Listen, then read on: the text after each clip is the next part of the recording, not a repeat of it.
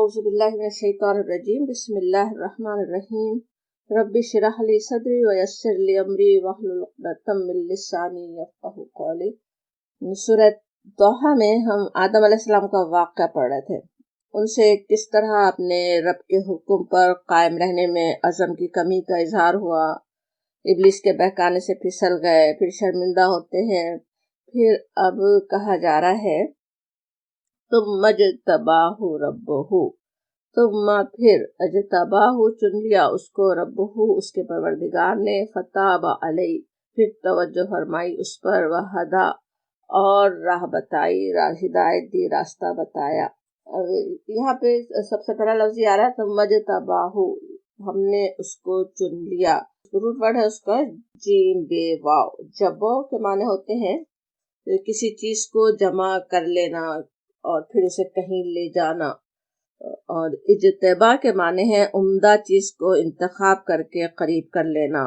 मुकर्रब और बरगजीदा बना लेना। नबी सल्लल्लाहु अलैहि वसल्लम के अस्माए मुबारक जो आते हैं उनमें भी मुजतबा का नाम हम सब जानते हैं। वही माने हुए उसके कि चुना हुआ, बरगजीदा किया हुआ, मुकर्रब किया हुआ। अब यहाँ पे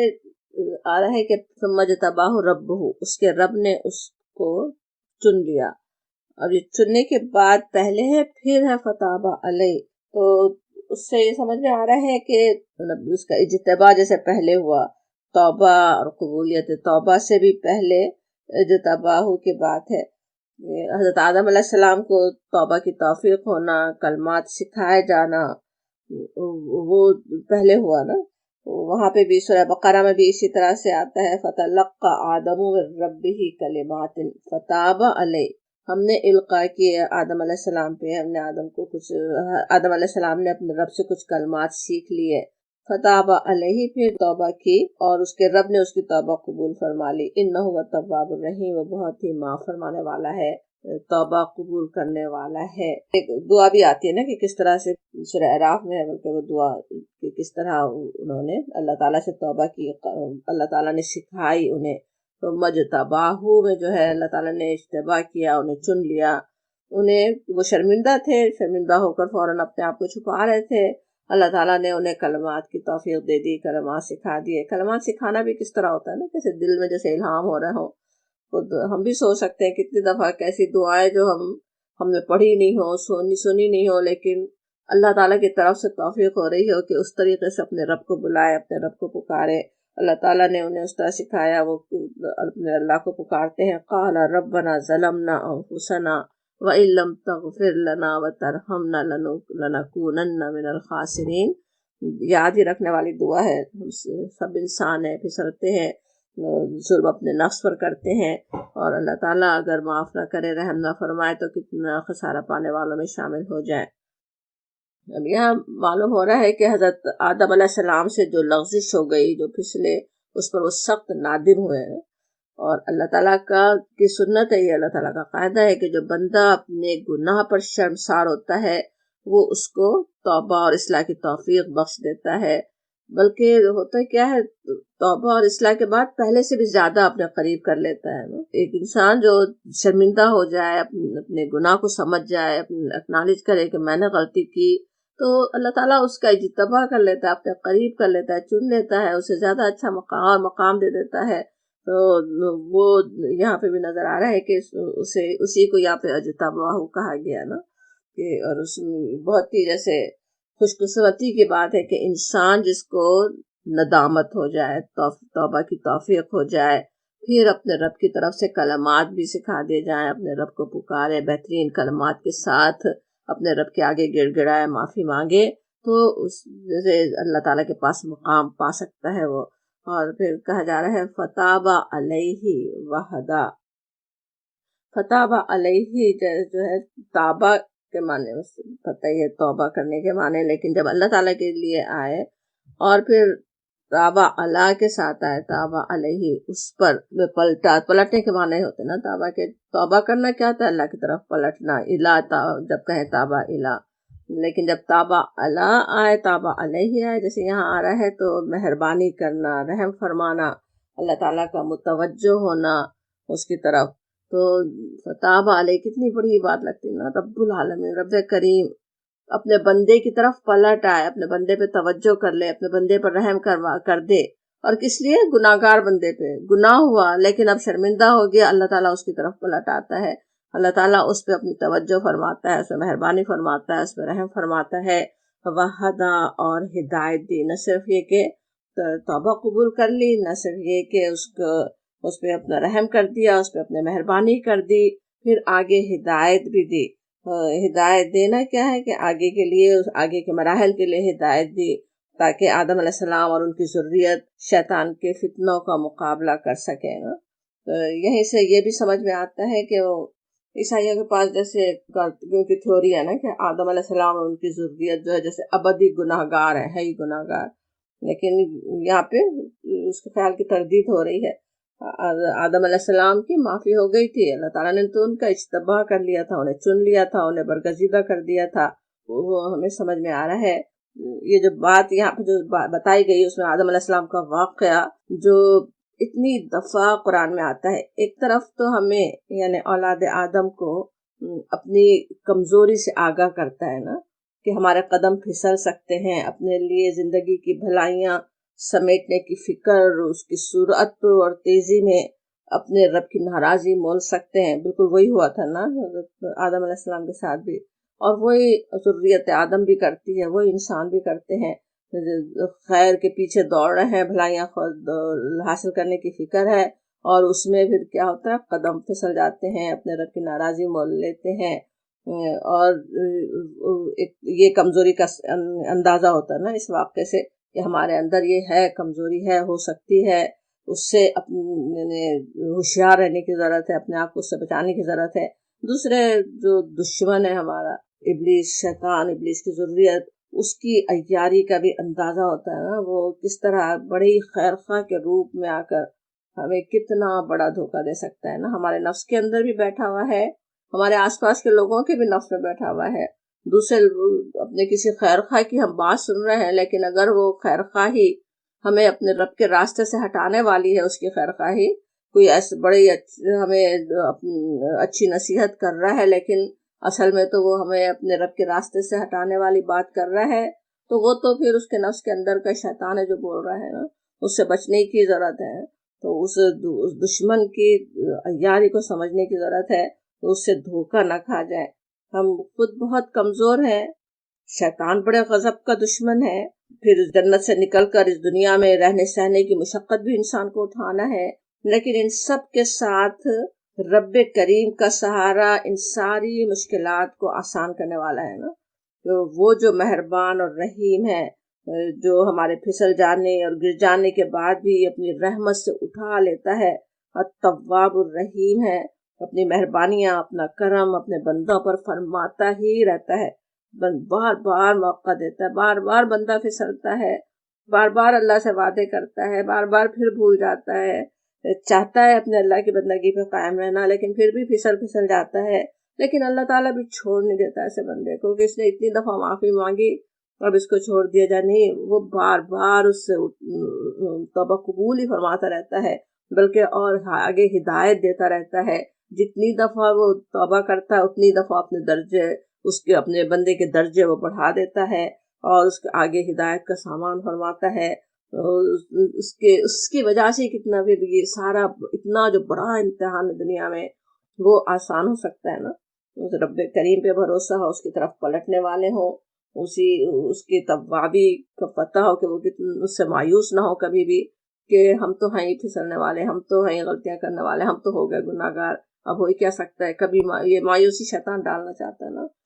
کبھی بھی اس کا شکار انسان نہ ہو، اپنے رب پہ ہمیشہ بھروسہ رکھے۔ پھر کہا جاتا ہے، سورۃ طٰہٰ ہم پڑھ رہے ہیں، اس کی آیت نمبر 123، قالا کس نے فرمایا؟ اللہ تعالیٰ نے، اہبتا اتر جاؤ دونوں، منہا اس سے،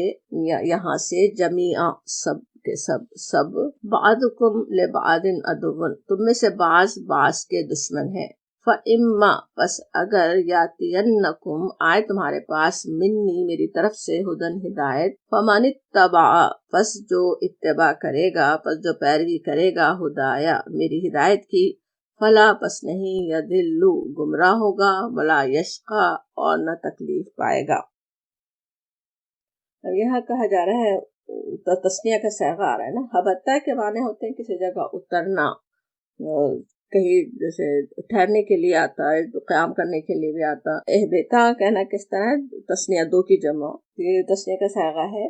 اس سے کون دو مراد ہے اس کے بارے میں مختلف مفسرین کی مختلف رائے ہیں۔ ایک تو کسی نے یہ سمجھا کہ یہاں حضرت آدم علیہ السلام اور حضرت حوا کو مخاطب کیا جا رہا ہے کہ دونوں اترو، لیکن دوسری جگہ جمع کے صیغے میں بھی ہے، سورہ بقرہ کی شروع میں جہاں ہے وہاں کیا ہے، وَقُلْنَا اهْبِطُوا بَعْضُكُمْ لِبَعْضٍ عَدُوٌّ،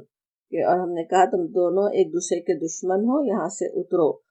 اب وہ بات صحیح سمجھنا بھی ضروری ہے کہ دشمن کون ہے، ایک دوسرے کا دشمن کون ہے، وہ اس کے بارے میں بھی پھر الگ رائے ہے نا۔ کسی نے یہ سمجھا کہ دونوں سے کہا جا رہا ہے، حضرت آدم حضرت حوا سے،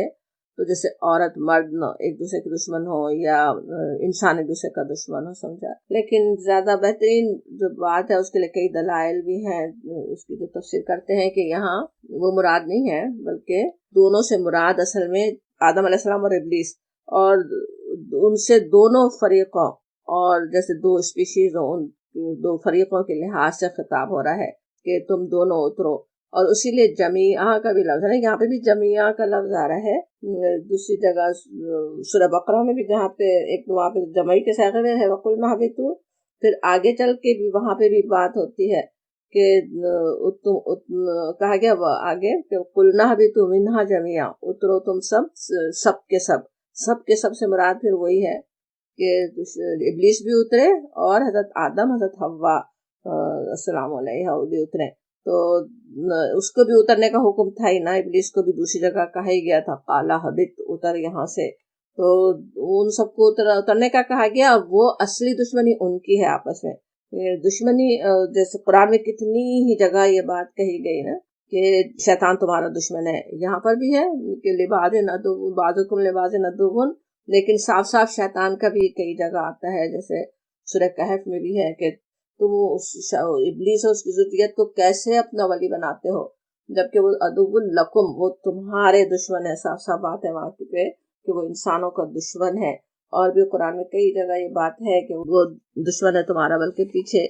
اسی صورت میں بھی جہاں بھی ہم پڑھ رہے تھے نا واقعہ حضرت آدم علیہ السلام کا، وہاں پہ بھی تھا آیت 117 دیکھیں، فَقُلْنَا يَا آدَمُ إِنَّ هَذَا عَدُوٌّ لَكَ وَلِزَوْجِكَ، کہ اے آدم، ابلیس دشمن ہے تمہارا اور تمہاری بیوی کا، تو وہ ہے اصل انسانوں کا دشمن نا۔ انسانوں کی آپس میں جو دشمنی ہوتی وہ اصل میں تو شیطان کی کوششوں سے آ جاتی ہے نا، ورنہ میاں بیوی کے تعلق کا ہمیں پتہ ہے کس طرح اللہ تعالیٰ نے تو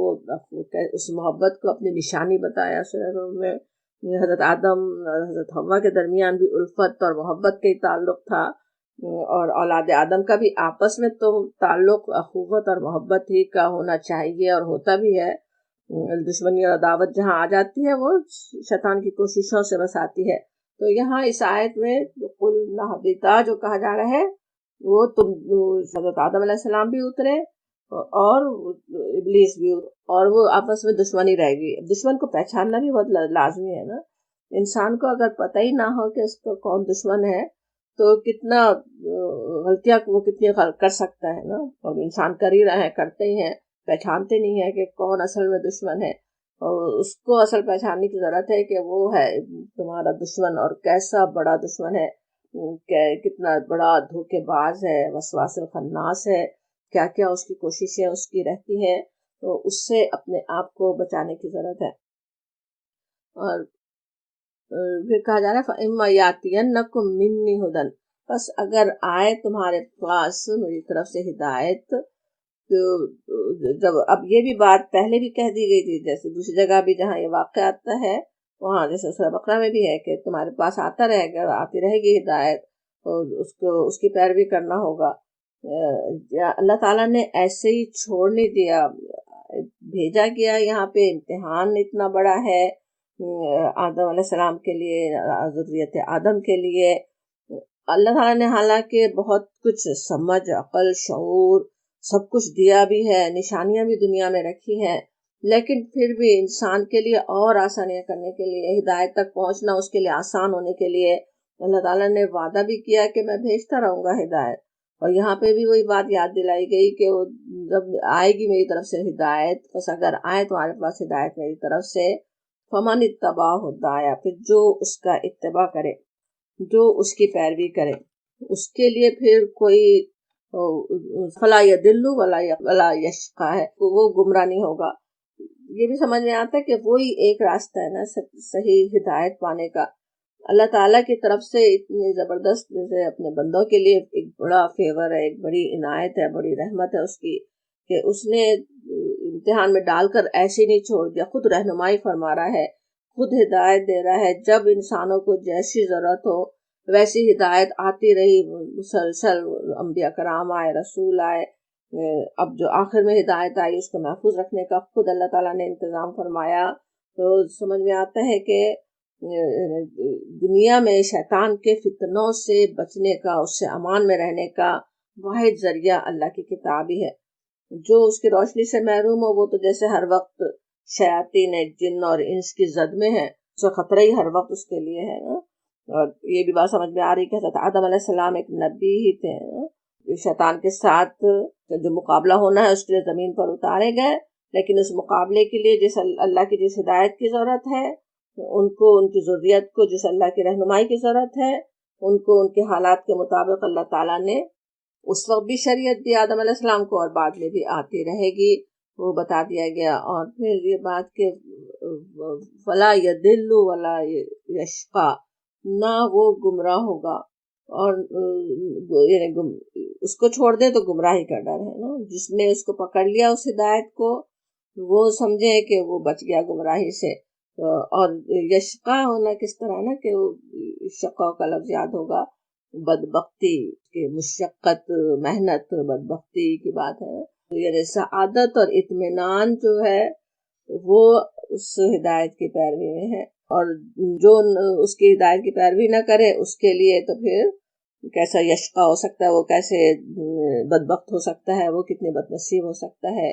سورہ بقرہ میں جیسے کہا گیا نا کہ فَإِمَّا يَأْتِيَنَّكُم مِّنِّي هُدًى فَمَن تَبِعَ هُدَايَ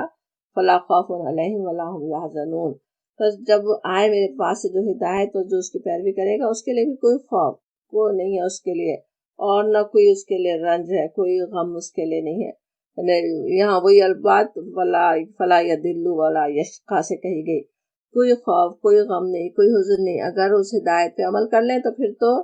دنیا بھی بھلی ہے، آخرت بھی بھلی ہے۔ دنیا کی بھی پریشانیاں اس کی وجہ سے زیادہ آتی ہیں نا، ابھی اگلی آیت میں اور اس کی ہم تفسیر دیکھتے ہیں کہ جب اس ہدایت کو انسان پیچھے ڈالتا ہے تو دنیا میں بھی برباد ہوتا ہے، دنیا میں بھی بد نصیب ہوتا ہے، اور آخرت کی تو بد نصیبی ہے ہی ہے نا جو ہے۔ اللہ تعالیٰ اس سے اپنی پناہ میں رکھے۔ اور پھر کہا جا رہا ہے آیت نمبر 124، ومن آردا، اور جو آردا منہ پھیرا، جس نے ان ذکری میری نصیحت سے، فَإِنَّ لَهُ، پس بے شک اس کے لیے، معیشتاً ضنکا، اس کی زندگی تنگ ہوگی، وَنَحْشُرُهُ، اور اٹھائیں گے ہم اس کو، اس کا حشر کریں گے ہم، یوم القیامت، قیامت کے دن، اعمیٰ، اعمیٰ کہیں تو اندھا، ہم اسے اندھا اٹھائیں گے، یہ کہا جا رہا ہے۔ ومن آردا، اور جو اعراض کرے، اردا این رے دواد، اردا کے معنی میں سے تو ہوتا ہے نا کسی کے سامنے کوئی چیز پیش کرنا، عرض گزارش کرنے کو بھی کہتے ہیں، لیکن آردا ان جیسے آ رہا ہے یہاں پہ، ان آگے آ رہا ہے نا، تو اس کے معنی ہوتے ہیں کسی کے جیسے سامنے سے ہٹ جانا، منہ پھیر لینا، اعراض کرنا اردو میں بھی انہی معنوں میں استعمال ہوتا ہے نا، کسی کے منہ پھیر دینا، کسی سے اگنور کرنا، دور ہو جانا۔ یہاں پہ کہا جا رہا کہ جو میرے ذکر سے اعراض برتے، ذکری، ان ذکری، اب ذکری یہاں پہ کس کو کہا گیا؟ ذکری کا تو میرا ذکر ہے، یعنی ظاہر اللہ کا ذکر، اور ذکر سے پھر بڑی چیز تو، سب سے پہلی چیز تو اللہ پر ایمان ہے، پھر اس کی یاد۔ اور پچھلی آیت کے ساتھ ایسے اس آیت کو ملا کر پڑھیں تو اس میں پیچھے جس ہدایہ جسے کہا گیا تھا، جسے میری ہدایت، جس ہدایت کی بات تھی کہ جو اس کی پیروی کرے گا وہ نہ بھٹکے گا نہ بدبخت ہوگا، تو اسی ہدایت کو بھی کہا جا سکتا نا یہاں پہ ذکری، میرا ذکر، ذکر قرآن میں کئی جگہ قرآن کے لیے بھی لفظ آتا ہی ہے ذکر کا، جو بھی اللہ تعالیٰ کی طرف سے وحی آئی اس کے لیے ذکر کا لفظ ہے۔ یہاں اب اس شخص کی بات ہو رہی ہے جو اللہ کی ہدایت سے، اس کے پیغام سے منہ موڑ لے، تو اس کا کیا ہوگا پھر؟ اس کی زندگی میں، زندگی کے فیصلوں میں اللہ کی یاد کا جیسے کوئی دخل ہی نہیں ہے، ہر کام وہ اللہ کو بھول کر بس کر رہا ہے۔ اس کے علاوہ زبان سے کہا جانے والا جو ہم زبان سے کرتے ہیں ذکر، وہ بھی مراد ہو ہی سکتا ہے نا، کیونکہ اس ذکر سے بھی کیا ہوتا ہے، دل میں اللہ کی یاد آتی ہے، تقویٰ پیدا ہوتا ہے، جس کا اثر پھر عمل پر نظر آتا ہے نا۔ پہلی بات ہم نے سمجھی کہ عمل میں نہیں ہے اس کے کوئی ذکر، کوئی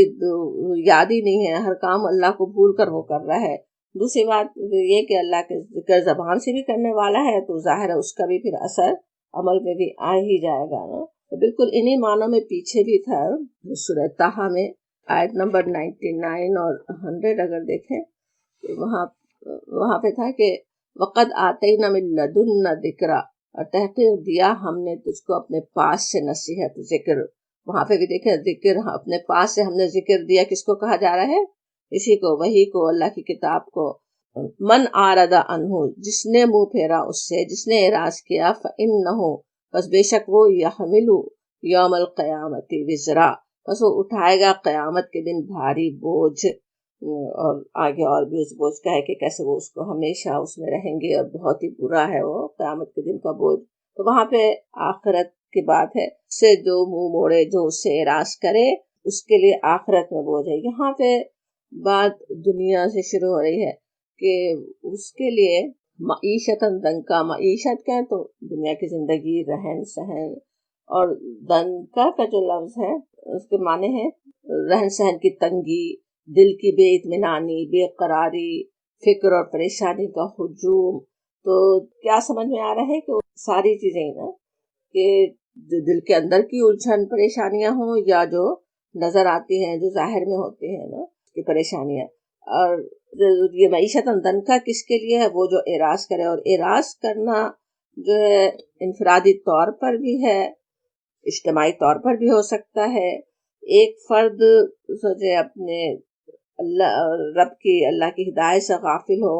تو کیسے کیسے بلندر اس سے ہو سکتے نا، کیا کچھ غلط کام کرے، پھر اس کے نتیجے بھگتے دنیا میں بھی، پھر آخرت میں۔ تو جو ہے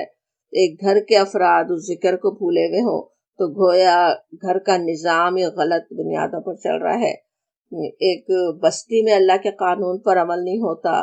تو پھر اس سے کیا کچھ بگاڑ پیدا ہوتے ہیں۔ اور اعراض بھی پھر کئی طرح کا ہو سکتا ہے نا۔ ایک تو اعراض کی انتہا ہے کہ اپنے رب کو ہی نہیں مانتا ہو، بالکل اعراض ماننے سے انکار کہ کوئی اللہ کا نعوذ باللہ کوئی وجود بھی ہے، اور یہ کہ بالکل اس کی ہدایت سے بے نیاز ہے، بلکہ اس کی مخالفت پر اترا ہوا ہے، جیسے آج کتنے ہی لوگ ہیں۔ اور پھر ایک اعراض وہ بھی جو کوئی شخص زبان سے ماننے کا اعتراف کرتا ہے لیکن دل میں ایمان کا شائبہ ہی نہیں ہے، تو وہ بھی کیا ہے؟ اعراض ہی ہے نا۔ کہ زبان سے وہ کہے کہ اپنے سوکال مسلمان ہو، یا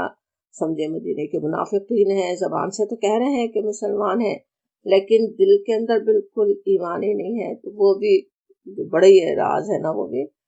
کہ۔ اور پھر ایک اور یہ کہ دل میں تو ایمان ہے، زبان پر بھی اللہ کا نام آ جاتا ہے، بلکہ بار بار بھی آتا ہے، لیکن اپنے عمل میں اس سے اعراض کرتا ہوں انسان، اپنے عمل کرتے وقت کچھ پرواہ نہیں ہے کہ اللہ کا حکم کیا ہے نا۔ انشاءاللہ ہم ایسے لوگوں میں سے نہ ہوں، لیکن ہمیں اپنے لیے اسی کا ڈر زیادہ ہے نا کہ الحمدللہ ہم ذکر اور اس کا اذکار بھی کرنے والے ہیں، اللہ کی کتاب کو پڑھانے والے بھی ہیں، اللہ کے ہر حکم پر عمل بھی کرنا چاہتے ہیں، اور جتنا ہو سکے کرتے بھی ہیں، لیکن ایسا نہ ہو کہ پھر بھی خواہشات کے حوالے ہو جائیں۔ سوچیں وہ کہ اللہ کے ذکر میں پیچھے ہونا شروع ہو جائے۔ پیچھے ہونا کیسے آئے؟ بہت ہی آہستہ آہستہ ہوتا ہے نا، انسان کو خود بھی اندازہ بھی نہیں ہوتا کہ وہ پیچھے جانے لگ گیا ہے نا، اور جب پیچھے جاتے جاتے بڑھتا جاتا ہے نا۔ ایک دفعہ ایک غفلت ہو اور غفلت بڑھتی جائے گی، نماز میں سے پہلے خشوع و خضوع کم ہوا، پھر سنتیں کم ہو گئی، نوافل کم ہو گئے، پھر سنتیں، پھر فرض بھی ایسے ہی مارا مار ہو رہی ہے، پھر کبھی قضا بھی ہونے لگ گئی، پھر اور زیادہ اس طرح سے بھولنے لگ گئے، تو کس طرح پیچھے انسان آہستہ آہستہ دور سے دور ہوتا جاتا ہے۔ ذکر کے پہلے کچھ طے کیے ہوئے تھے کہ اللہ کی یاد کے لیے کیا کرنا ہے، کون کون سے ذکر کرنے ہیں، اللہ کی کتاب کس کس وقت پڑھنی ہے۔ پھر مصروفیات نے ایسا گھیر لیا کہ وہ پیچھے چلی گئی، وہ کتاب کو کھولنے کا وقت ہی نہیں مل رہا ہے۔ تو اللہ نہ کرے کہ اس طرح سے شیطان آہستہ آہستہ ذکر سے دور لے جائے ہمیں نا، اس کے لیے چوکنا رہنے کی ضرورت ہے۔ سورہ اعراف میں ایک مثال سے یہی بات سمجھائی گئی، بہت ہی مشکری بھی ہے، سوچیں تو بہت اللہ تعالیٰ اپنے پناہ میں رکھے، اس حال میں کبھی ہمیں نہ پہنچائے۔ وہاں پہ کہا گیا وَاتْلُ عَلَيْهِمْ، پڑھو ان پر، جیسے نبی صلی اللہ علیہ وسلم سے کہا جا رہا ہو، سناؤ ان کو، بتاؤ ان کو، نَبَأَ الَّذِي، خبر اس شخص کی، اس شخص کے بارے میں بتاؤ، اس کا حال بتاؤ، آتَيْنَاهُ آیاتنا، ہم نے اس کو اپنی آیات عطا کی تھی، اس کو آیات کا علم ہم نے عطا کیا تھا۔ تو اللہ تعالیٰ نے دیا، علم تھا اس کے پاس، جانتا تھا آیات۔ فَانْسَلَخَ مِنْهَا، پھر کیا ہوا، وہ فَانْسَلَخَ، اس سے نکل گیا وہ، یعنی آیات کا علم پانے کے بعد پھر اس کی پابندی بھی ہوتی ہے، آیات کیا کہہ رہی ہیں اس پہ چلنا بھی ہوتا ہے نا، وہ پابندیوں سے نکل بھاگا۔ فَانْسَلَخَ مِنْهَا فَأَتْبَعَهُ الشَّيْطَانُ، بس پیچھا کیا اس کا شیطان نے۔ اور سوچیں جیسے کہ ہمیں پتہ ہے اللہ کا ذکر جو ہے وہ حفاظت کرنے والی چیز ہے نا، وہ شیطان کے فتنوں سے، شیطان کی چالوں سے محفوظ رکھنے والا ایک مضبوط قلعہ ہے نا اللہ کا ذکر۔ انسان اس ذکر کو چھوڑ دے، وہ ذکر نہیں کر رہا ہے تو پھر کیا ہے، شیطان مضبوط اس کا ہوتا جاتا ہے نا، جو نفس میں بیٹھا ہوا شیطان ہے وہ طاقتور ہوتا چلا جاتا ہے، اور وہ اس کمزوری، ایک شیطان کو جو ایک انسان کی کمزوری پتہ چل جائے تو وہ تو اسی کے پیچھے ہی پڑ جاتا ہے نا، وہی اس سے کروانے کے لیے بار بار اس کو راغب کرتا ہے، بار بار ترغیب دیتا ہے۔ تو یہاں وہی آ رہا ہے کہ فَأَتْبَعَهُ الشَّيْطَانُ، شیطان اس کے پیچھے پڑ گیا۔ اسے کتنا چوکنا رہنے کی ضرورت ہے، پتہ بھی نہیں چلتا نا، انسان کو سمجھتا ہے میرا دل کہہ رہا ہے، میں سوچ رہا ہوں، میں چاہ رہا ہوں، مجھ پہ اتنا پریشر ہے، میرے سب لوگ یہ چاہتے ہیں مجھ سے، میرے محبوب لوگ، مجھے یہ کرنا ہے، حالانکہ اصل تو وہ شیطان پیچھے پڑا ہوا ہوتا ہے نا۔ اور پھر اس کا کیا حال ہوا، کہا جاتا فَكَانَ مِنَ الْغَاوِينَ، تو وہ بھٹکنے والوں میں شامل ہو کر رہا۔ تو اللہ تعالیٰ اسے پناہ میں رکھے کہ اس طرح آہستہ آہستہ ایسا نہ ہو کبھی بھی کہ علم حاصل کرنے کے بعد بھی اپنے نفس کی خواہشات کے پیچھے جائیں، اپنے نفس کے تقاضوں کو پورا کرتے کرتے ہم ذکر سے کبھی انشاءاللہ غافل نہ ہو۔ ہاں، اور آگے اسی کے آگے آیت وہ بھی ہے کہ یہی جو اللہ تعالیٰ نے جو آیات کا علم دیا تھا وہ نے اسے کہاں پہنچا سکتا تھا، کہا جاتا وَلَوْ شِئْنَا لَرَفَعْنَاهُ بِهَا، اگر ہم چاہتے تو ان آیات کے ذریعے اسے بلندی عطا کرتے۔ اللہ کا چاہنے سے یہ نہیں ہم کبھی بھی سوچ سکتے کہ کیونکہ اللہ نے صرف اس وجہ سے کہ اللہ نے نہیں چاہا، اس وجہ سے وہ بلندی پہ نہیں گیا۔ اللہ کی مشیت اب اس کے سارے علم کے تحت ہوتی ہے، حکمتوں کے تحت ہوتی ہے۔ اللہ تعالیٰ سب کچھ جانتا ہے، اپنے بندے کے بارے میں اس نے کتنی دفعہ ہدایت پہنچائی، کون ہے جو ٹھکرانے والا ہے، اس کی وجہ سے اللہ کی مشیت ہوتی ہے۔ تو وہ خود اس کی اپنی ہی ہوتی ہے نا خرابی، جس کی وجہ سے یہ ہوا کہ اللہ کی بھی مشیت ہو گئی، وہ بلند نہیں ہو سکا۔ لَرَفَعْنَاهُ بِهَا وَلَكِنَّهُ أَخْلَدَ إِلَى الْأَرْضِ، اور لیکن اس کا تو کیا ہوا، وہ تو أَخْلَدَ إِلَى الْأَرْضِ کیسے کہنا کیسا ہے، زمین کی طرف ہی جھک کر رہ گیا، جیسے زمین سے چپک ہی گیا ہو نا۔ دوسری جگہ سورہ توبہ میں بھی آتا نا اَتَّعَقَلْتُمْ إِلَى الْأَرْضِ، کیا زمین کی جیسے کشش جیسے پکڑ لیا ہو نا کسی انسان کو، زمین کی یہ دنیا ہی کی محبت ہے نا، دنیا کے لیے جب انسان اپنے رب کو ناراض کر دے تو اس کا تو کیا ہوا کہ وہ زمین کا ہو کر رہ گیا، زمین کی طرف جھک کر رہ گیا۔ وَاتَّبَعَ هَوَاهُ، ساری خرابیوں کی جڑ یہ تھی کہ وہ اس نے پیروی کی اپنی ہوا، اپنی خواہشات کی۔ ہوا کیسے گرنے کے بھی معنی ہوتے ہیں، خواہش کے بھی ہوتے ہیں، یہ خواہشات ہی گرا دیتی ہے نا انسان کو۔ وہ مثال اللہ تعالیٰ نے یہاں پہ دی کہ وہ ایسا شخص جس سے اللہ نے علم دیا، خوب علم تھا اس کے پاس وہی کتاب کا، لیکن جب اپنے ہوا کے پیچھے گیا، اس کے ذریعے اپنی دنیا بنانی چاہی، اس کے ذریعے سے دنیا کے مقام ڈھونڈتا رہا، اپنے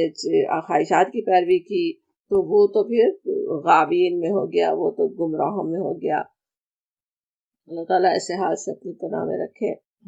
اور بلکہ آگے اس کی مثال کتے سے بھی دی گئی، کمثل الکلب، کہ اس کی مثال کتے جیسی ہے، اللہ تعالیٰ بچائے رکھے اس سے۔ تو سمجھ میں آتا ہے کہ اصل ذکر وہ ہے جو ہمیں ہماری خواہشات کو کنٹرول میں رکھے نا، خواہشات کو کنٹرول میں ہم رکھ سکیں، اس کے ذریعے سے اپنے رب کی بندگی پر قائم رہ سکتے ہیں نا، اس میں مدد دے وہ ہمارا ذکر۔ اس ذکر سے جتنی جیسی غفلت ہوگی اتنی ہی انسان اپنی تباہی کرے گا نا، وہ معیشتاً تنگا کا شکار ہوگا، وہ خود ہی اپنی تباہی کرے گا جتنا وہ اس سے منہ موڑے گا۔ اب یہاں پہ کہا جا رہا ہے کہ وہ دنیا کی جیسے زندگی کے لیے آ رہا ہے کہ وہ تنگ ہوگی۔ اب دنیا میں ہم دیکھتے ہیں کہ اللہ کے ذکر سے غافل ہی نہیں بلکہ اللہ کے دشمن بھی پھلتے پھولتے نظر آتے ہیں، اور اللہ کے نیک بندے کیسے کیسے مشکلات میں گھرے ہوئے بھی نظر آتے ہیں۔ آج بھی دنیا میں دیکھ لیں اہل ایمان کے ساتھ کیا کچھ کہاں کیا کیا ہو رہا ہو، بلکہ اس میں بخاری اور دوسرے مجموعوں میں نبی صلی اللہ علیہ وسلم کا فرمان آتا ہے کہ دنیا کی بلائیں اور مصیبتیں سب سے زیادہ انبیاء علیہ السلام پر سخت ہوتے ہیں۔ تو بات یہ ہے کہ تنگی اور پریشانی اصل میں دو طرح کی ہیں، ایک تو باطنی دل کے اندر کی، اور ایک فزیکل جیسے دنیا کی عام مصیبتیں ہیں۔ دنیاوی لحاظ سے سب کچھ مل جانے کے باوجود بھی ضروری نہیں ہوتا کہ دل کا سکون بھی میسر آ جائے نا، اتنے سارے بزنس ہو، اتنا بینک بیلنس ہو، کیا کچھ دنیا میں ہو، اور بڑی ایسی زبردست قسم کی تقریبات کر رہے ہوں، دنیا دیکھ کے ان کو رش کر رہی ہو، لیکن اندر ان کے کیا حال ہے وہ تو اللہ تعالیٰ جاننے والا ہے نا۔ اور اس کے مقابلے میں سوچیں ایک ایسا شخص جو اپنے رب پر توکل کرنے والا ہے، جس کی نظر میں آخرت کے مقابلے میں دنیا کی کوئی اہمیت ہی نہیں ہے، تو پھر اسے کیسا سکون مل سکتا ہے نا۔ بلکہ جیسے پیچھے پڑھ رہے تھے نا کہ جو ہدایت پہ عمل کرے اس کے لیے ولا فلا خوف علیہم ولا هم یحزنون آتا نا کئی جگہ، کہ کوئی خوف کوئی حزن نہیں۔ وہ کس کے لیے ہوتا ہے؟ جنت میں تو ہے ہی بات، صرف جنت ہی میں اصل ہے وہ کہ کوئی خوف کوئی حزن نہیں، لیکن دنیا میں بھی جو آخرت کے لیے جیتا ہے، جس کی نظر آخرت پہ ہے، جو دنیا کو کچھ سمجھتے ہی نہیں ہے، اسے دنیا کا نقصان کوئی حزن نہیں دیتا، دنیا کی پریشانیوں سے کوئی اس سے تکلیف نہیں ہوتی۔ اپنے رب پہ پورا ایمان ہے، اپنے رب پہ توکل ہے، کوئی خوف اس کو نہیں تنگ کرتا۔ تو وہ شخص کا جیسا اطمینان جیسے اللہ تعالیٰ جو اسے عطا فرما دیتا ہے، وہ اعراض کرنے والے کو مل نہیں سکتا جو اپنے اللہ کو بھولا ہوا ہے نا۔ جو اللہ پر ایمان سے محروم ہو ان کے ساتھ تو جیسے بے اطمینانیاں، خطرات، اندیشے، دل کے اندر کی الجھنیں، حسد، حرص، بخل جیسی لعنتیں انہیں ہمیشہ جیسے بے چین رکھتے ہیں، بے چین رکھ سکتی ہیں۔ اسی لیے کہا گیا الا بذکر اللہ تطمئن القلوب، کہ خبردار رہو، اللہ کی یاد ہی وہ چیز ہے جس سے دلوں کو اطمینان نصیب ہوتا ہے۔ اگر اللہ کی یاد ہے تو دل مطمئن ہو سکتا ہے، اللہ کی یاد نہیں ہے تو دل میں کیسے بے چینی، کتنی پریشانی میں بھی ہو، جب انسان کو سوچیں کتنے اللہ تعالیٰ کی طرف سے جیسے کوئی تسلی دی جا رہی ہو نا، کہ چلیں یہاں تھوڑی سی تکلیف ہے مگر اس کے بدلے کچھ گناہ میرے اس وقت معاف ہو رہے ہیں، کچھ آخرت میں بڑا درجہ مجھے مل سکتا ہے، تو کیسا اطمینان قلب اسے عطا ہو سکتا ہے نا۔ اللہ کو یاد ہی کر لیں، ذکر کریں تو ہی کیسا جیسے دل خوش ہو جائے۔ ابھی صورت کہا کہ آخری آیات میں بھی وہ بات کہی گئی ہے، انشاءاللہ دیکھیں گے ہم اس کو۔ تو اس کے علاوہ پھر اور اللہ کے احکامات کو جیسے پسے پشت ڈالنے، اپنے رب کو بھولنے سے یہ زندگی، یہ دنیا بھی کیسے مصیبت کا گھر بن جاتی ہے۔ جیسا کہ ہم اکثر یاد بھی کرتے رہے کہ اللہ کا ہر حکم ہماری اس دنیا کی زندگی کے لیے بھی نہ صرف فائدہ مند ہے بلکہ صرف انہیں مان کر ہم اپنی زندگی صحیح طریقے سے گزار سکتے ہیں نا۔ ہر حکم، جیسے کئی دفعہ مثالیں یاد بھی کرتے رہے، وضو تک بھی، نماز تک بھی، ایک سجدہ ہو، روزے ہو، کچھ بھی ہو، زکوٰۃ کے حکم ہو، اسلامی سزاؤں کے حکم ہو، ہر چیز میں کیا ہے، دنیا کے بھی فائدے ہی ہیں نا، ہمارے ہی اپنے ہی فائدے ہیں، زندگی بہترین ہو سکتی ہے۔ اور قرآن میں کئی مقامات پر یہ وعدہ کیا گیا، بشارت دی گئی کہ اللہ کے احکامات پر چلیں تو کیا کچھ دنیا میں کیا کچھ مل سکتا ہے۔ سورہ جن میں ہے وَأَن لَوِ اسْتَقَامُوا عَلَى الطَّرِيقَةِ لَأَسْقَيْنَاهُم مَّاءً غَدَقًا، کہ لوگ اگر راہ راست پر چلتے، ثابت قدمی سے چلتے، تو ہم انہیں خوب سیراب کرتے. ماں غدق کا لفظ آتا تو خوب پانی سیراب کریں تو کیا ہے، خوب بارشیں ہوں، خوب پیداوار اگے، خوب خوشحالی پھیلے بستی میں. تو اگر صحیح طریقے پر چلتے لوگ تو اللہ تعالیٰ کی طرف سے خوب نعمتیں ہوتی. لیکن دنیا کی نعمتیں پھر بھی امتحان ہی ہوتی ہیں نا، اس لیے اس کے فوراً بعد ہی وہ بھی آتا ہے لنفتنہم فی، کہ تاکہ انہیں آزمائے. اللہ تعالیٰ عطا تو فرماتا ہے لیکن اس کے بعد بھی امتحان ہے کہ بندہ شکر کیسا کرتا ہے. بندہ شکر کرتا ہے یعنی سورہ نحل کی آیت نمبر 97 ہے کہ وَلَنَجْزِيَنَّ الَّذِينَ صَبَرُوا، اور ہم ضرور صبر کرنے والوں کو ان کا اجر ان کے بہترین اعمال کے مطابق دیں گے. اجرہم بِأَحْسَنِ مَا كَانُوا يَعْمَلُونَ، جو کچھ وہ کرتے رہے اس کا بہترین اس کا ہم جزا دینے والے ہیں. من عمل صالحا من ذکر او انثی وہو مؤمن، جو عمل صالح کرے وہ خواہ مرد ہو یا عورت، بس وہ مومن ایمان لانے والا ہے، تو کیا ہے فَلَنُحَيِّيَنَّهُ حَيَاتًا طَيِّبَةً، ہم اس کو زندگی دیں گے بہترین حیات طیبہ، ہم اسے عطا فرمائیں گے، پاکیزہ زندگی اسے دیں گے. وَلَنَجْزِيَنَّهُمْ أَجْرَهُمْ بِأَحْسَنِ مَا كَانُوا يَعْمَلُونَ، اور آخرت میں ایسے لوگوں کو ان کے اجر ان کے بہترین اعمال کے مطابق بخشیں گے. کیسی بڑی خوشخبری وہاں پہ یہ ہے نا کہ دنیا کی بھی ہمیں بھی حیات طیبہ پاکیزہ زندگی، جو اپنے اللہ کو یاد رکھنے والے ہیں، اس کے صبر کے ساتھ زندگی گزارنے والے ہیں، اور پھر آخرت میں بھی جو کچھ ہے وہ تو ہے ہی نا. اس کے علاوہ بھی سورہ مائدہ میں ہے اور بھی زیادہ صاف وہاں پہ سمجھ میں آتی ہے بات کہ کس طرح کہا گیا کہ وَلَوْ أَنَّهُمْ أَقَامُوا التَّوْرَاةَ وَالْإِنْجِيلَ، وہاں پہ اہل کتاب کی بات ہو رہی ہے، لیکن دوسری جگہ قرآن کے لیے بھی وہی بات آتی بھی ہے. وہ لوگ اگر قائم کرتے تورات اور انجیل کو، وما انزل الیہم، اور جو نازل کیا گیا تھا ان کی طرف، من ربہم، ان کے رب کی طرف سے، لأکلوا من فوقہم ومن تحت ارجلہم، کہ وہ کھاتے اوپر سے اور نیچے سے، یعنی رزق ان پر برستا اوپر سے اور نیچے سے ابلتا. یعنی کیسے دنیا کا بھی بہترین رزق انہیں عطا کیا جاتا ہے نا، کہ اوپر سے بارشیں ہو رہی ہوں، نیچے سے خوب پیداوار ہو رہی ہو،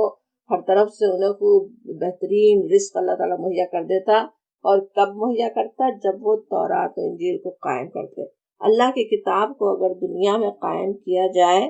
تو یہ فائدے ہوتے ہیں نا. کس طرح اللہ تعالیٰ بہترین رزق عطا کرنے والا ہے اس دنیا میں بھی. اور بالکل وہی چیز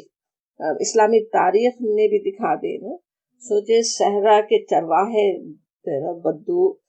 ایک کس طرح کچھ بھی گھر تک بھی نہیں ہوتے تھے ان کے پاس، گھر بھی جہاں بنے ہوئے جو شہر بھی تھے تو کیسے، کوئی اونچی بلڈنگ نہیں، کچھ نہیں. اور ان ایک وقت ایسا آیا کہ وہ پوری دنیا پر غالب ہو گئے نا.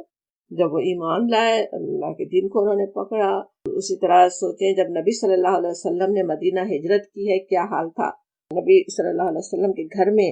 مہینوں چولہا نہیں جلتا تھا. ابو ہریرہ رضی اللہ عنہ خود بتاتے ہیں کہ بھوک سے انہیں غشی آ رہی ہوتی تھی، لوگ انہیں مجنون سمجھتے تھے، لیکن وہ کہتے ہیں کہ اس سے بھوک سے میرا یہ حال ہو رہا ہوتا تھا، اتنی بھوک برداشت کرنی پڑتی تھی. اور بھی کئی واقعات اس روایات میں آتے ہیں جس سے اس وقت کے غربت کا اندازہ ہوتا ہے. غزوہ احزاب کے وقت کی کچھ حالات، اور اس کے علاوہ ایک وہ بھی یاد ہوگا کہ ایک صاحب کس طرح اپنے کوئی بھی ان کو ایک مہمان آتا ہے اور نبی صلی اللہ علیہ وسلم پوچھتے ہیں اور کسی کے پاس بھی ہے نہیں اس کی مہمان نوازی کرنے کے لیے، ایک صاحب گھر لے جاتے ہیں، وہاں بھی صرف ایک ہی فرد کا کھانا ہے تو چراغ بجھا کے صرف اس کو کھلا دیتے ہیں. تو کتنی غربت ہے نا پورے مدینے میں. اور وہ اس مدینے کا کیا حال ہوا، وہ مدینہ جس میں پھر اتنے سارے مہاجرین دنیا کا سارا مال و اسباب چھوڑ کر یہاں آ بسے تھے، آتے جا رہے تھے نا. جو مسلمان ہوتا تھا مدینے آتا تھا، سب کچھ پیچھے چھوڑ کے ادھر آ رہا ہے، کچھ بھی وہاں ان کے ساتھ نہیں ہے. لیکن چند سالوں میں کیا حال ہوا حضرت عمر رضی اللہ عنہ کے دور میں، کیسے،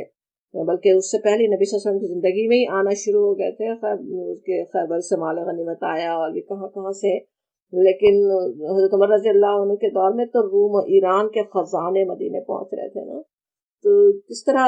بہترین دنیا کی بھی اللہ تعالیٰ نے جیسے بہترین زندگی عطا کی انہیں، جب اللہ کے احکامات پہ چلنے لگے، جب اللہ کے دین کو قائم کر دیا انہوں نے دنیا میں. عمر بن عبدالعزیز جو ہے وہ خلافت راشدہ ختم ہو گئی، بادشاہت شروع ہو گئی، اور بادشاہت کے ساتھ جیسے ہوتا ہے نا کہ سارے مسلمانوں کے مال پہ شاہی خاندان قبضہ کر لیتا ہے، دوسرے لوگ مصیبتوں میں آنے لگتے ہیں، مشکلات ان کو ہونے لگتی ہیں. اس میں پھر عمر بن عبدالعزیز خلیفہ بنتے صرف 2.5 سال کے لیے. لوگ ان کو جینے ہی نہیں دیتے کہ وہ صحیح دین کو قائم کرنا چاہ رہے ہیں. اور انہوں نے آتے ہی جو اصلاحات کی، اس کو بیت المال کو مسلمانوں کا بیت المال بنا دیا، زکوٰۃ کا نظام صحیح سے قائم کیا. ان کے دور میں سوچیں کہ وقت کتنا تھا، اس 2.5 سال تو کل حکومت کی ہے انہوں نے. تو ابھی جب انہوں نے اصلاحات کی ہوں گی اس کے فوراً بعد ہی یہ حال ہو گیا تھا کہ کوئی زکوٰۃ لینے والا نہیں تھا. زکوٰۃ دینے والے ہیں، کوئی زکوٰۃ لینے والا نہیں ہے. اتنی خوشحالی آ گئی تھی نا. اور صرف کس لیے؟ اللہ کے جو احکامات ہیں اس کو انہوں نے نافذ کر دیا نا. تو وہی بات سوچیں آج بھی اگر اللہ تعالیٰ کے احکامات کو دنیا میں آج نافذ کیا جائے، کتنے سارے کرپشن ہی صرف ختم ہو جائیں، صرف زکوٰۃ ہی کا نظام قائم ہو جائے، تو کیسے آج کوئی بھوکا مرنے والا دنیا میں نہ ہو. اس سے غافل ہوتے ہیں تو کوئی بستی غافل ہو یا آج جیسے پوری دنیا کی دنیا غافل ہو جائے اللہ کے احکامات سے، تو پھر کیا ہوتا ہے، امیر امیر سے امیر تر، غریب غریب سے غریب تر ہونے لگتے ہیں. بے چینیاں، نفرتیں بڑھتی ہیں، ہر شعبے میں فساد پھیلنے لگتا ہے.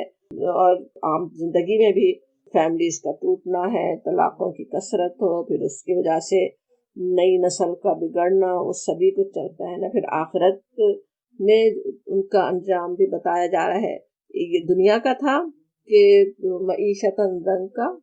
ان کی زندگی تنگ ہوگی. اور پھر آگے آتا ہے کہ وَنَحْشُرُهُ يَوْمَ الْقِيَامَةِ أَعْمَى، اور اٹھائیں گے ہم اس کو قیامت کے دن اندھا. اب قیامت کے دن ہم اندھا اٹھائیں گے کہ دوسری جگہ بھی ایسا قرآن میں آتا ہے، بلکہ پیچھے اسی سورہ میں ہی ہم نے پیچھے آیت 102 تھی نا، وہاں پہ تھا وَنُحْشِرُ الْمُجْرِمِينَ يَوْمَئِذٍ زُرْقًا، اور ہم اکٹھا کریں گے اس مجرموں کو اس دن نیلی آنکھوں والے، نیلی آنکھوں کے ہوں گی ان کی. وہاں پہ ایک مفہوم اس کا ہم نے سمجھا تھا نا کہ اندھا ہونا بھی ہے، تو اندھے اٹھائے جائیں گے. لیکن ایک پیچھے جیسے سورہ مریم میں تھا فویل للذین کفروا من مشہد یوم عظیم، کہ سو جن لوگوں نے کفر کیا وہ وقت بڑی تباہی کا ہوگا جبکہ وہ ایک بڑا دن دیکھیں گے. اور پھر آگے ان کے لیے آتا ہے کہ اسمع بہ وابصر، وہ خوب دیکھ رہے ہوں گے اس روز، ان کے کان بھی خوب سن رہے ہوں گے اور ان کی آنکھیں بھی خوب سنیں گی، خوب دیکھتی ہوں گی. تو اب یہ یہاں ایک طرف آ رہا ہے کہ وہ جو اللہ کے ذکر سے غافل ہوں گے وہ اندھے اٹھائے جائیں گے. کہیں یوم ذوالرقہ کی بات ہے، کہیں یہ بات ہے کہ وہ خوب دیکھ رہے ہوں گے. بلکہ زیادہ زوردار طریقے سے کہا گیا کہ لقد كنت في غفلة من هذا فكشفنا عنك غطاءك فبصرك اليوم حديد. وہاں پہ وہی ذکر سے جو غفلت میں ہے اس کے لیے آ رہا ہے کہ تو اس چیز سے غفلت میں تھا، اب ہم نے تیرے آگے سے پردہ ہٹا دیا اور تیری نگاہ آج بڑی تیز ہے، تجھے خوب نظر آ رہا ہے. تو دو مختلف باتیں ویسے تو لگ رہی ہیں نا سوچے تو، لیکن اصل میں کیا بات ہے کہ جو بات کہی جا رہی ہے وہ کیا ہے کہ وہ جو قیامت کی طرف سے دنیا میں تو بالکل غافل رہے، آج یعنی قیامت کے دن ساری حقیقتیں کھل کر ان کے سامنے آ جائیں گی، سارے پردے چاک ہو جائیں گے نا. تو اس لیے کہیں کہا جاتا ہے کہ اسمع بہم وابصر، انہیں خوب سنائی دے رہا ہوگا، خوب دیکھ رہے ہوں گے. لیکن دنیا میں بھی اصل میں تو وہ اندھے بن کر ہی زندگی گزار رہے تھے نا. اپنے آپ کو جانے کیا کیا سمجھتے رہے ہوں، کیسے بڑے سائنسدان ہیں اور کیا کچھ جاننے والے ہیں، کس چیز کے وہ ایکسپرٹ ہیں اور کیا ہے اس کے ایوارڈ ہولڈرز ہوں. لیکن وہاں وہ اصل میں تو آنکھیں بند کر کے دنیا میں بھی زندگی گزار رہے تھے نا، اور ان کا اپنا ہی حال وہاں پہ کھل کر سامنے آ جائے گا. دنیا میں ان کا حال جیسے سورہ بقرہ میں کے شروع میں آتا ہے نا صم بکم عمی فہم لا یرجعون، کہ یہ بہرے ہیں، گونگے ہیں، اندھے ہیں، یہ اب نہ پلٹیں گے. وہاں پہ بہرے، اندھے، گونگے کس کو کہا گیا؟ آنکھیں تھی ان کی، کان بھی تھے ان کے، بولنا بھی آتا تھا، لیکن حق بات کے لیے اندھے تھے، انہیں سمجھ ہی نہیں آ رہا تھا، دیکھ ہی نہیں سک رہے تھے ان کو۔ تو کی بات کیا ہے کہ آنکھ، کان اور دل کے پردے اٹھانے والی چیز اللہ کی یاد دہانی ہے، تو اس سے اگر انسان اعراض کرے تو گویا اندھیرے میں بھٹک رہا ہے۔ اسی وجہ سے اس کی آنکھوں کے سامنے جو کائنات میں پھیلی ہوئی اپنے رب کی بے شمار نشانیاں انہیں نظر نہیں آتی۔ اللہ نور السماوات والارض کہا گیا نا، اللہ تو اصل میں ہے زمین و آسمان کا نور۔ اس نور سے ہی جس نے اعراض کر لیا تو اسے پھر کیا نظر آئے گا نا، وہ کیا دیکھ سکے گا؟ سوچے جیسے چراغ جل رہا ہو، اس سے کوئی پیٹ موڑ لے تو کیا اسے کچھ نظر نہیں آئے گا نا، پھر نظر آنا مشکل ہو جائے گا، اور پھر پیٹ موڑ کر دور بھی بھاگنا شروع کر دے تو جتنا دور بھاگے گا اتنا ہی اندھیرے میں بھٹکتا رہے گا نا۔ تو پھر ایسا شخص جو جان بوجھ کر دنیا میں اس طرح سے اندھا بنا رہا، ذکر سے منہ موڑتا رہا، ذکر سے دور بھاگتا رہا، تو قیامت میں بھی اندھا اٹھے گا۔ قیامت کا انجام تو اصل میں اسی کے مطابق ہونے والا ہے نا، جو انسان دنیا میں کرتا رہا وہی چیز وہاں ہونے والی ہے۔ کچھ چیزوں کے لیے وہاں اندھا ہے، اپنے رب کو دیکھ نہیں سکے گا، رب کے انعامات اسے نہیں نظر آ رہے ہیں، لیکن وہ خوب دیکھتا بھی ہوگا اپنا برا انجام اور وہ دوزخ کے بھڑکتی ہوئی آگ اور وہ ساری حقیقتیں کہ آج جن چیزوں سے انکار کرتا تھا، جس قیامت کو بھولا ہوا تھا، وہ سب سامنے ہوگی بھی۔ تو ایک طرف خوب دیکھنے والا بھی ہے لیکن ایک طرف اندھا بھی ہے وہ نا۔ اللہ تعالیٰ ویسے جانتا ہے کہ اصل کیا مفہوم ہے، مختلف اوقات کی مختلف باتیں ہو سکتی ہیں قیامت کے وقت کی، یا یہ کہ ایک طرح سے وہ اندھا ہے، ایک طرح سے وہ دیکھنے والا ہے، دونوں ہی چیزیں ہو سکتی ہیں۔ جب ہمیں ہم یہی اپنی بات ختم کرتے ہیں، ٹائم ہمارا ختم ہی ہو رہا ہے، انشاءاللہ باقی آیات اگلی کلاس میں ہم پڑھتے ہیں۔ وآخر دعوانا الحمدللہ رب العالمین۔